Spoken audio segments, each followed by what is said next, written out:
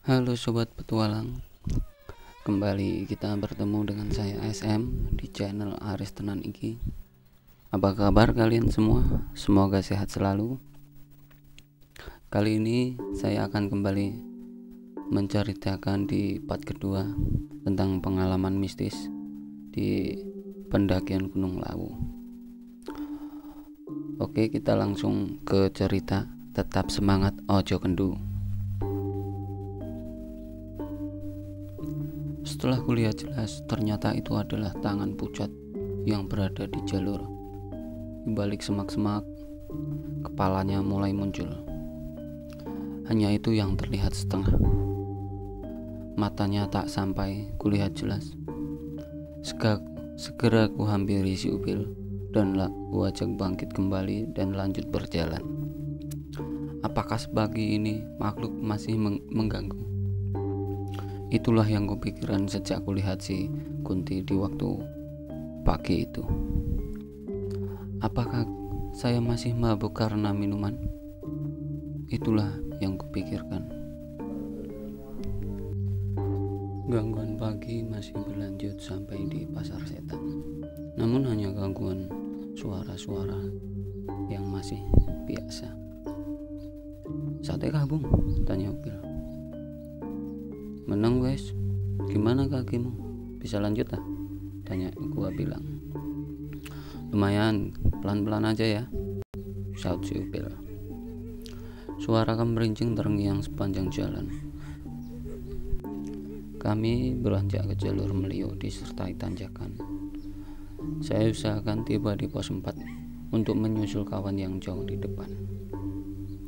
Dengan pertimbangan waktu yang sudah mendekati terik dan untuk menjaga stamina buat perjalanan ke puncak. Tanjakan tanpa henti memang menunggu dari pos 3 menuju pos 4. Nyaris sekali tanpa bonus. Langkah kaki terasa malas untuk mengarahkan ke depan karena bakalan terpapar tanjakan demi tanjakan. Sesekali tangan harus berpegang pada batang pohon untuk mengangkat tubuh melewati tanjakan. Ingatanku melayang ke perjalanan beberapa tahun lalu ke Gunung Raung. Tiba di pos 4, masih belum bertemu 3 kawan. Rehat beberapa menit, langsung tancap gas lagi. Pohon-pohon berayun, semiut angin gunung berderu. Di balik bukit samar-samar mulai nampak 3 kawanku. Ya benar, itu kawanku. Rupanya lagi asik ceprat-ceprat mengambil momen dengan gaya-gaya tak karuan. Wuih, antri aku pada kawan. Wuih, samar-samar terdengar sautan kawanku itu. Setelah bertemu kami beristirahat dan berbincang gak jelas, mengisi kembali tubuh dengan bahan bakar dan beranjak melanjutkan perjalanan. Panca. Setelah bertemu kami istirahat dan kembali lagi untuk melanjutkan perjalanan. Kali ini Panca paling depan disusul Hanafi, Pate, Upil, dan saya yang paling belakang. Berjalan berurutan mirip semut hitam. Tak terhitung beberapa kali kami harus berharap setelah tanjakan ini akan bertemu bonus. Namun tetap saja ada yang hanyalah tanjakan demi tanjakan yang menyambut kami. Sang surya pun terlihat di antara ranting-ranting pepohonan. Deru angin di atas memberi harapan tidak jauh dari kami. Vegetasi sudah lebih terbuka lagi. Kaki kami terus melangkah perlahan, tidak terlalu cepat, yang penting sampai tujuan. Minum air seteguk untuk mengganti keringat yang mengucur dari tubuh.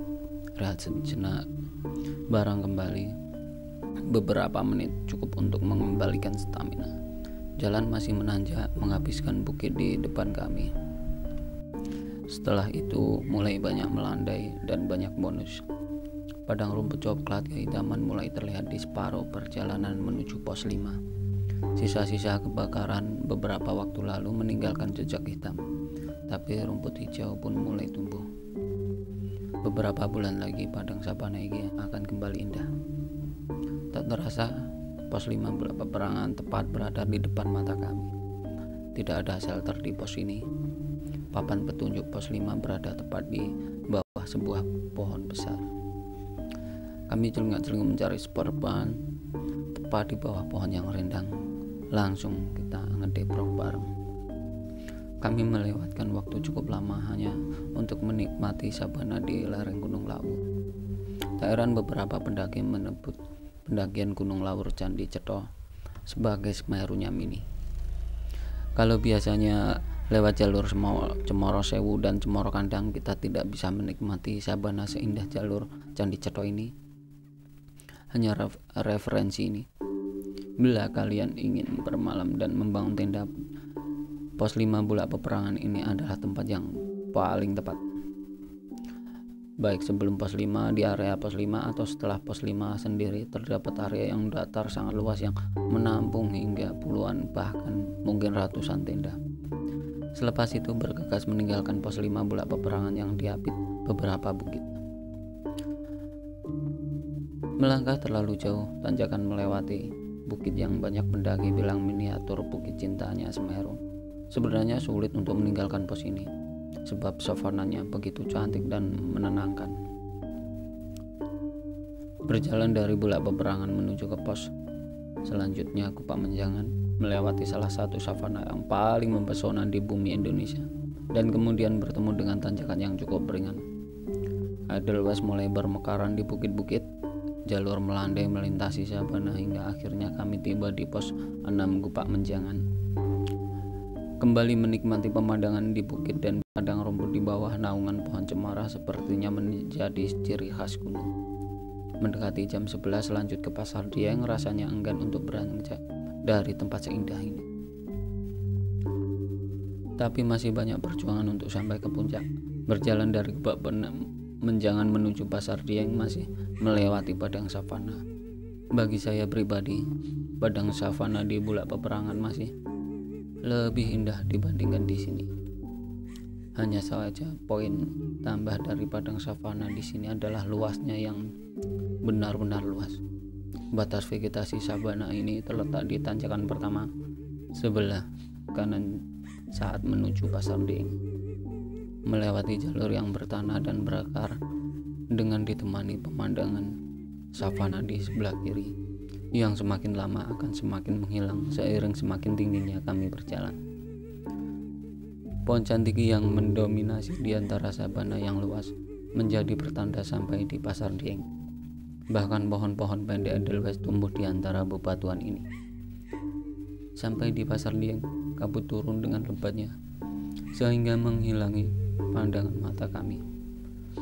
Tak adanya pepohonan besar membuat angin sering berembus dengan hebatnya. Langit sudah mulai terbuka dengan lebarnya di Pasar Dieng.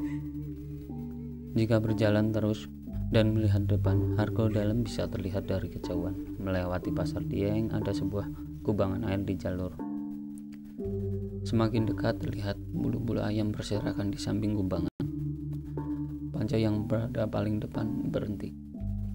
Kami semua melihat tinggal potongan kepala ayam beserta tebaran bunga-bunga mawar kantil. Ada aja ini. Masa di gunung mau bikin ayam bakar? Gumam Panca. Itu ritual golek ilmu. Wes lanjut jalan aja, sautku. Pasar Dieng ini merupakan gerbang masuknya makhluk-makhluk gaib yang menghuni gunung ini. Pasar Dieng di Gunung Lawu ini mungkin bisa disamakan dengan pasar Bubra Gunung Merapi. Kami beranjak naik melalui parit dan tanjakan curam, membabat gerumpul hutan hingga sampai pada salah satu puncaknya yang disebut Hargo Dalam. Di sanalah Sang Prabu melakukan moksa. Sementara itu melanjutkan pendakian hingga sampai pada puncak Hargo Dumiling sekitar 3.200 mdpl juga memiliki cerita tersendiri. Kemudian kami beranjak lagi menuju puncak Hargo Dumilah, puncak tertinggi Gunung Lawu, di mana pada saat musim kemarau suhu di malam hari bisa mencapai -5 derajat Celcius. Jalur sangat jelas dan kemungkinan untuk kesasar sampai ke puncak itu kecil sekali. Sebuah monumen dengan 4 sisi yang salah satunya bertuliskan Puncak Lawu Harga Dumilah 3265 mdpl sudah menyambut kami. Wah, hanya itulah yang bisa kami teriakkan. Bersyukur karena kami menggapai puncak tertingginya. Entah sudah beberapa kali saya menginjakkan kaki di puncak ini. Kamera, mana kamera? Kata Upil. Kembali aksi jebret-jebret mengabadikan momen indah di mana awan putih dan langit yang biru berkolaborasi dengan hijaunya dedaunan dan monumen yang gagah berdiri. Cukup lama kami menikmati di puncak Gunung Lawu. Tiba-tiba langit mulai menghitam disertai kabut tipis. Rintik-rintik air kabut menetes di setiap kulit. Lapor wih, ayo buruan ke tempat Mbok Im, kata Upil. Sama nih mampir warung Mbok Im. Ayo kita langsung. Hanafi nyercos. Hanya anggukan tanpa kode setuju. Beberapa langsung beres-beres dan memastikan tak ada barang yang ketinggalan untuk menuju warung legenda itu. Tak sulit untuk menemukannya. Spanduk besar bertuliskan namanya di depan warungnya dan juga seekor monyet peliharaannya di bagian depan warung. Setibanya di warung Mbok Im, Patih langsung memesan 5 pecel dan 5 untuk minum. Belum sah kalau mendaki laut tidak mencicipi nasi pecel di warung tertinggi di Indonesia ini. Makanan sudah tepat di depan mata, hanya beberapa menit sudah langsung bersarang di perut. Asik mengobrol hingga waktu sudah menunjukkan jam 3 sore. Karena kami malas bertemu dengan malam di jalur ini, kami segera membayar dan lanjut turun. Baru melangkah keluar warung, tiba-tiba hujan kembali cukup lebat. Kami masuk kembali ke warung. Gimana ini? Pakai mantel aja ya? Saya bilang ke teman-teman. Sini aja, nunggu agak terang, jawab ketiga kawanku. Tiba-tiba Patih nyaut. Lanjut saja Em. Kita berdua pakai mantel aja, keburu dingin. Ya gimana? Teman-teman gimana? Kata gua. Kalau kamu mau lanjut gak apa-apa, biar nanti saya susul bertiga, ucap Panca. Kami putuskan untuk beranjak keluar bersama Patih dengan memakai mantel untuk menembus hujan yang cukup lebat. Patih tepat berada di depan saya.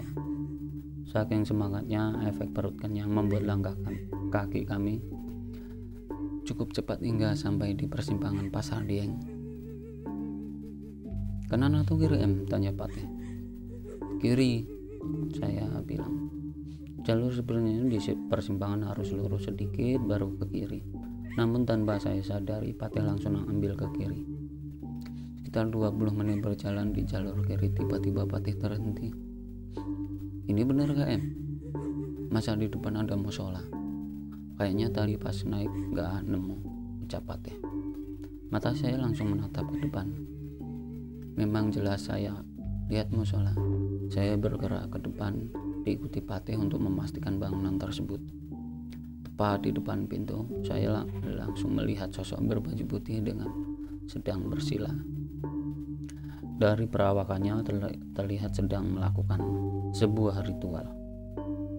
Melihat itu, saya langsung mengendap mundur pelan-pelan diikuti Patih.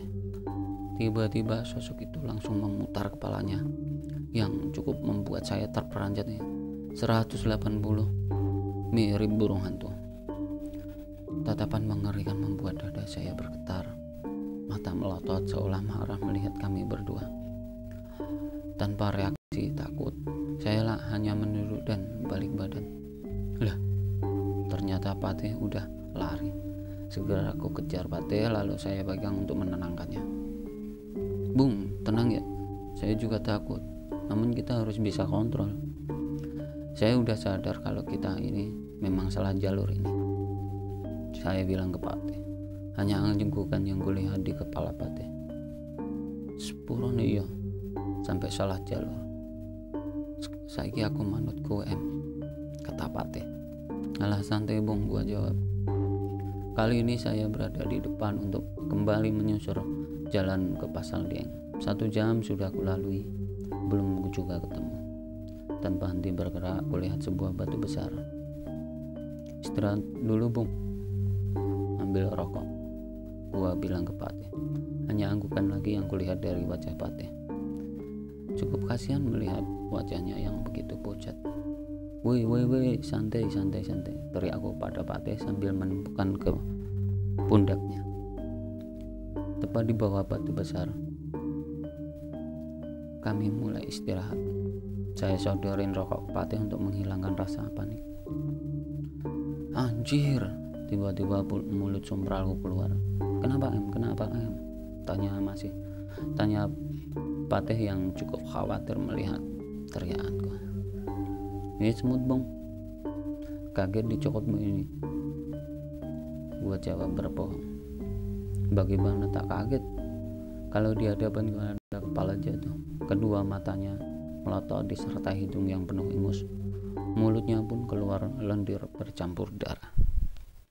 Kejadian itu sungguh membuat dada saya berdegup kencang. Matahari semakin hilang di ufuk barat. Suara azan terdengar samar-samar. Masih dalam keadaan tersesat, kulihat arloji sudah menunjukkan jam 6 kurang. Selepas maghrib, tanpa basa-basi, kuajak kembali lagi Patih untuk bergerak. Berharap tak ada gangguan dari kepala busuk yang menjijikkan itu. Dari sini keanehan hingga hal-hal yang di luar nalar masih menyertai perjalanan kami. Dari suara rintihan kuda hingga tangisan bayi. Sejalan dengan itu, kami terus menapak tebing yang terjal. Kurang konsentrasi saja, fatal akibatnya. Tergelincir ke lembah yang curam konsekuensinya. Kelelahan jelas terlihat di wajah Patih. Saya menyadari keadaan yang dialami oleh Patih. Tanpa dia minta, saya menawarkan untuk istirahat sejenak lagi. Saat istirahat, kulihat Patih agak kebingungan. Tangannya bergerak tak karuan merogohi semua saku jaket celananya. Duh, kenapa nih anaknya? Apa mungkin gejala kerasukan? Batin saya. Bung, kenapa lu? Ucapku sedikit was-was. Anu gitu. Jawaban Patih masih aneh. Ona anu. Sampean tuh kenapa? Kembali kutanya agak membentak. Dompet gue kok gak ada ya? Jawab Patih kembali, masih dengan gerakan yang sama. Oh alah, saya kira keseropan bung, hahaha. Nyesalku, serius nih dompet gue beneran gak ada ini. Apa mungkin diambil tuyul? Ucap Patih sudah mulai panik. Di sini gak ada tuyul. Mana ada tuyul yang berani kesini? Dia kan cuman pakai popok. Jawabku sambil ketawa terbahak-bahak. Sialan lu, kata Patih. Sedeng juga nih bocah.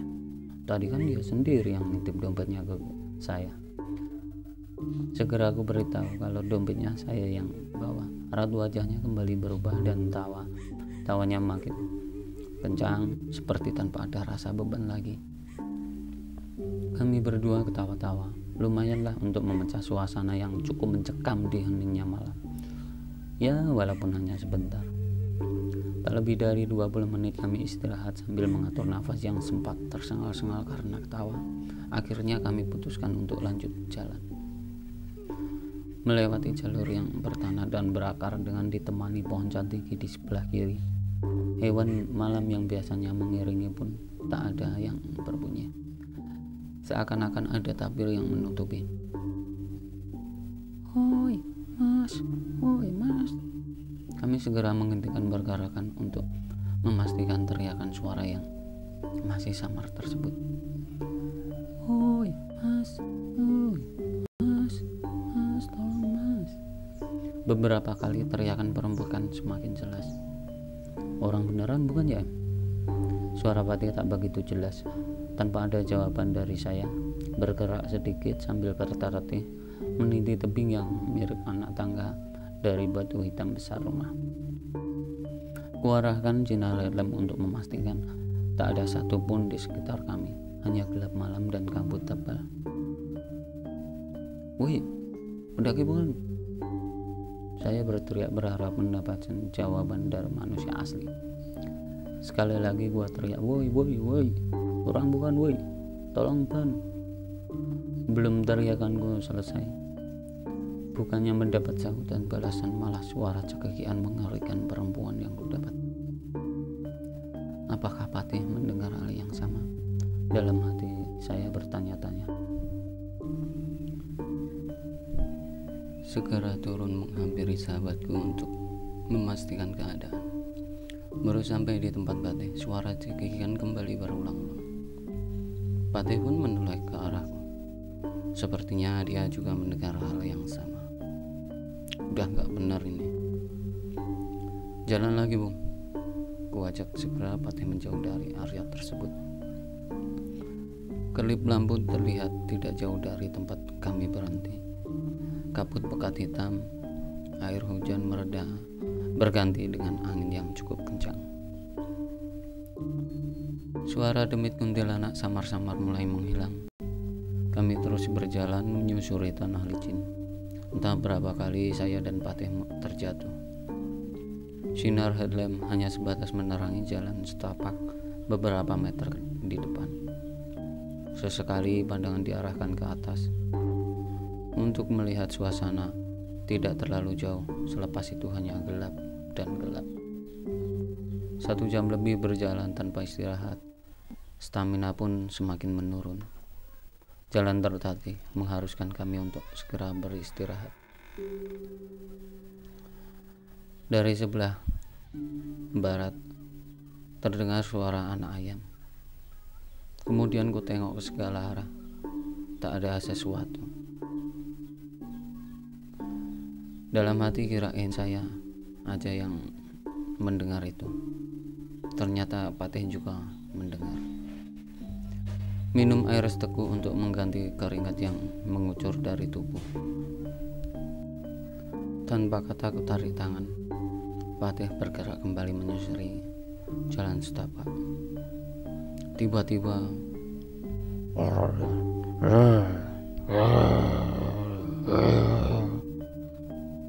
baru 2 langkah sudah kembali mendapat teror suara yang menggema. Aura yang sangat mengerikan. Dengkul terasa mau lepas dengan sendirinya.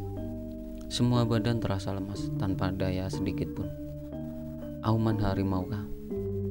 Tepat. Itu sangat benar. Namun di mana? Kami berdua hanya saling pandang dan mengucap salam atas kehadiran suara yang tak lazim itu.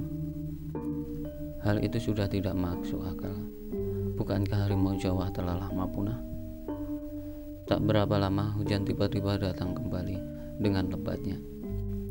Untungnya suara auman segera menghilang lega dibuatnya. Alam dengan segala keindahan dan juga dengan kemisteriusannya bisa menjadi mesin pembunuh. Dalam hal ini juga berlaku pada Gunung Lawu. Bulan separuh terlihat di antara ranting pepohonan. Deru angin mendebu dari segala arah tidak jauh dari kami. Kabut sudah mulai lebih terbuka. Kaki kami terus melangkah perlahan, tak karuan dengan arah mana itu. Tiba-tiba Patih memegang pundak saya untuk melihat ke arah jam 2. Segera kepala menoleh ke sudut arahan Patih. Sinar headlamp menerangi 3 pohon tua berbalut kain putih. Dep. Itulah seketika tubuh terhenti. Sosok oval berbalut kain putih lusuh dengan kucirnya sudah menjadi ciri khas makhluk paling tenar se-Nusantara. Rahang menganga tak jelas, wajah hitam menyerupai arang, mata dan hidung tak begitu terlihat.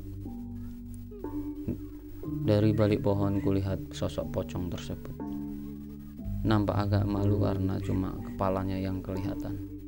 Tidak hanya 1, 3 sekaligus. Dengan kepala miring seakan mengintai kami, bulu kuduk berdiri dengan sendirinya. Segera saya alihkan pandangan ke arah jalur yang lain. Lalu coba menengok Patih sembari berkata, suruh mengikuti saya untuk fokus ke arah punggung saya. Kembali menyusuri jalur yang semakin tidak jelas. Beberapa langkah kemudian kembali lagi kutoleh ke arah kiri, berharap sudah hilang. Benar, memang sudah tak ada lagi sosoknya. Cukup lega dibuatnya. Pandangan kembali ke depan. Bau busuk sangat-sangat menyengat menusuk hidung bebarengan dengan suara anak ayam. Apakah ini pocongan lagi? Patih yang mendengarkan saya ketakutan yang tak banyak bicara. Tangannya hanya bergerak memegangi tas ransel saya. Pikiran sedikit kacau. Apa yang harus saya lakukan? Malah makin mencekam seakan tidak membiarkan kami untuk lolos dari mereka. Kami berdua melangkah pelan-pelan menjauh dari demit-demit sialan itu. Merayap mirip keong agar tak ketahuan. Nafasku buat setenang mungkin. Entah sudah sampai mana kami tersesat. Pada saat berjalan, seringkali melihat kupu-kupu berwarna dominan hitam. Namun di tengah kedua sayapnya terdapat bulatan besar berwarna biru mengkilap. Ternyata kupu-kupu itu menjadi pertanda kehadiran kami mulai disambut atau diizinkan oleh penjaga utama Gunung Lawu. Mungkin saya biarkan kupu-kupu itu hinggap di kepala atau di pundak dan mengikuti perjalanan kami untuk beberapa saat. Nampak sangat jinak dan tidak takut oleh keberadaan kami. Jangan mengganggu, mengusir, ataupun membunuhnya. Tidak ada larangan dan pantangan bila ingin memotret, asalkan bisa memotretnya. Pada kenyataannya, saat saya memotret kupu-kupu itu, hanyalah hasil gambar yang hitam gelap dan tak ada sesuatu apapun. Kemudian jongkok sebentar untuk mengatur ritme nafas yang mulai memburu. 3 bintang sabuk Orion terlihat jelas di atas kami ketika kami merehatkan tubuh. Tepat di samping kanan ada sebuah pohon untuk istirahat. Pohon seperti pinus berbalut kain putih lagi yang mirip kain kafan. Di lokasi itulah momentum sejarah dengan spiritual saat dimana terjadinya pertemuan pertama kalinya dengan Kiai Jalak.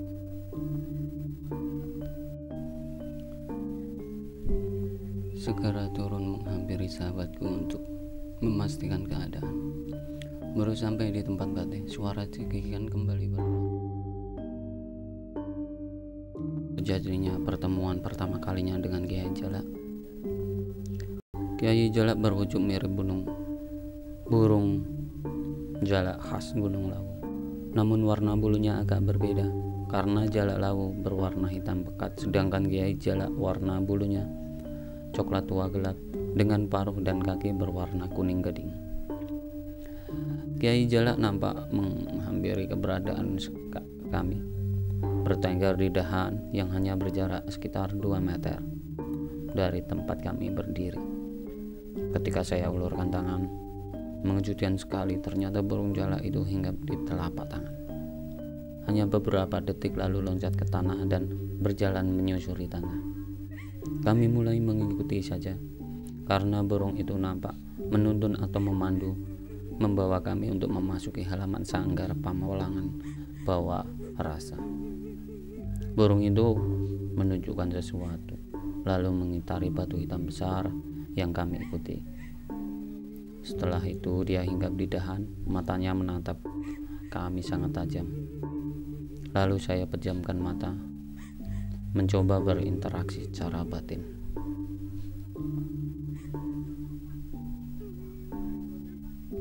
Peristiwa itu menjadi pengalaman istimewa sekaligus pembuktian bahwa cerita soal Kiai Jalak dan Sunan Lawu yang diyakini masyarakat sebagai penjaga Gunung Lawu bukanlah sekedar mitologi atau dongeng, melainkan bisa berwujud nyata dan bersungguh-sungguh ada yang terjadi. Kiai Jalak merupakan saudara muda adik dari Sunan Lawu. Pada kesempatan itu, kami sempat terjadi interaksi dan dialog singkat yang berisi keterangan amat sangat berharga bagi saya pribadi. Kiai Jalak memiliki nama asli Wangsa Menggala, sedangkan Sunan Gunung Lawu nama aslinya Dipo Menggala. Beliau berdua merupakan penguasa atau sesepuh wilayah lereng Gunung Lawu pada sekitar 6 abad yang lalu. Pada saat Sang Prabu Brawijaya V yang didampingi dua orang pamangnya, yakni Ki Sabdo Palon dan Ki Noyo Genggong, hendak mencari tempat pamungkasan. Beliau berdualah yang telah mengantar dan menunjukkan jalan kepada Prabu Brawijaya V untuk menemukan tempat yang tepat untuk moksa. Beranjak dari Cemoro Sewu, naik ke arah puncak Lawu melalui parit dan tanjakan curam membabat ke rumpul hutan, hingga sampailah pada salah satu puncaknya yang disebut sebagai Hargodalam.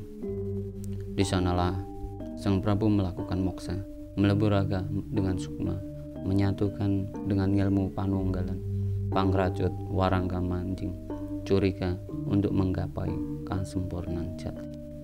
Sementara itu, setelah Sang Prabu Brawijaya V moksa, kedua orang spiritualitas atau pamomong raja-raja besar Nusantara itu melanjutkan pendakian hingga sampai pada puncak Hargodumiling sekitar 3200 mdpl.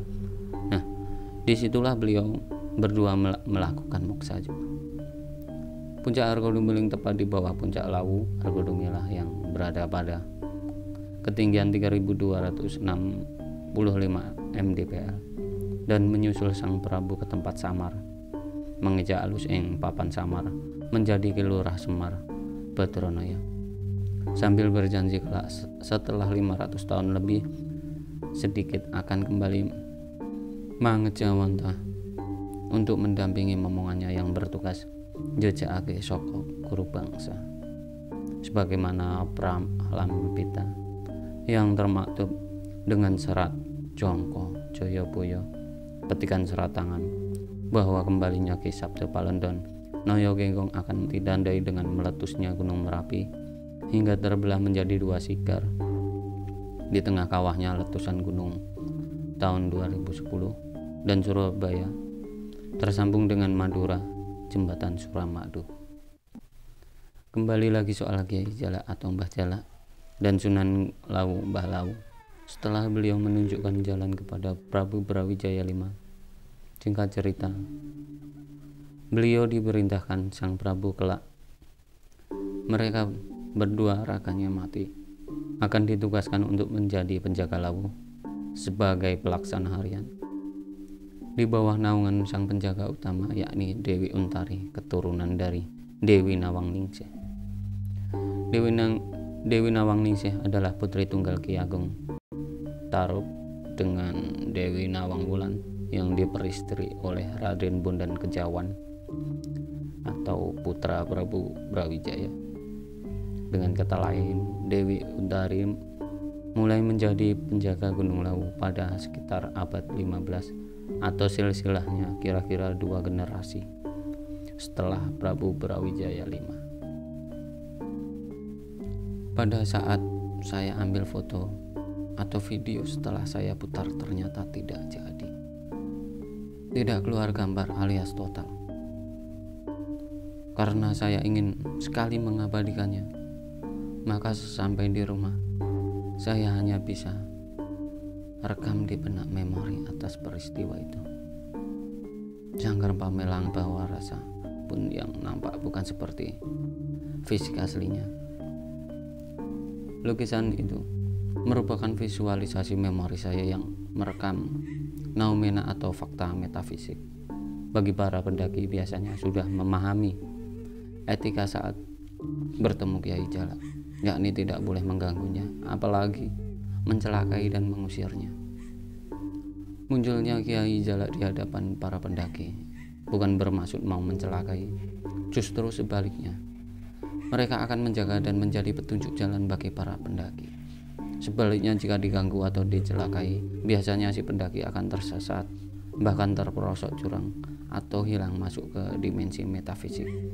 Karena wajarlah Gunung Lawu menyimpan segudang misteri.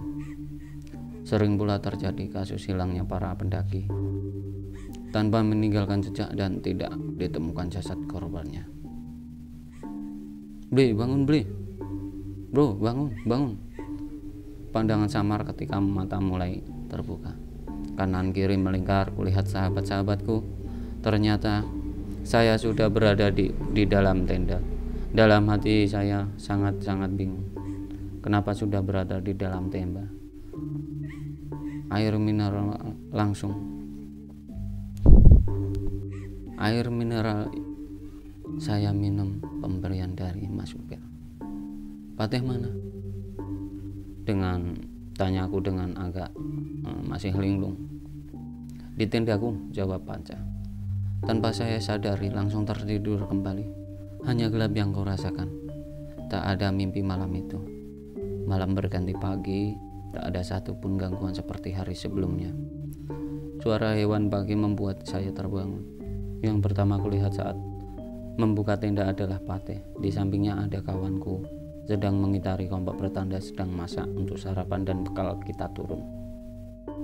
Surya mulai meninggi. Tepat jam 8 pagi kami mulai turun. Hingga sampai base camp tak ada masalah sama sekali. Hanya dengan cara menyatu dan berselaras dengan alam, saya bisa keluar dari ganasnya hutan Gunung Lawu. Membaktikan hidup untuk melindungi hutan dari kebakaran, menjaga hutan agar tetap bersih, bahkan seringkali menolong para pendaki yang tersesat, sakit, atau ikut mengevakuasi jika ada korban adalah motivasi baru dalam hidupku hingga saat ini. Pendakian ke Gunung Lawu, saya bisa menemukan apa sejatinya hidup. Begitulah cara saya menggapai hidup yang sejati. Hidupnya telah berguna, memberikan penghidupan dan kehidupan bagi seluruh makhluk tanpa pilih kasih, baik dari kalangan bangsa manusia, hewan, tumbuhan, dan makhluk halus penghuni sekitar Gunung Lawu.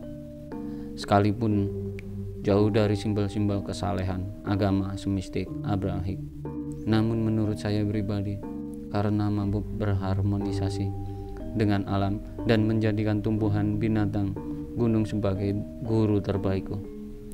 Bagi saya, alam semesta, binatang, dan tumbuhan telah mengajarkan kepada saya sebuah kejujuran yang paling mulia dan bisa membuka pola pikir. Salam dari Aris. Terima kasih telah membaca ataupun mendengarkan dari cerita mistis yang masih terngiang hingga saat ini.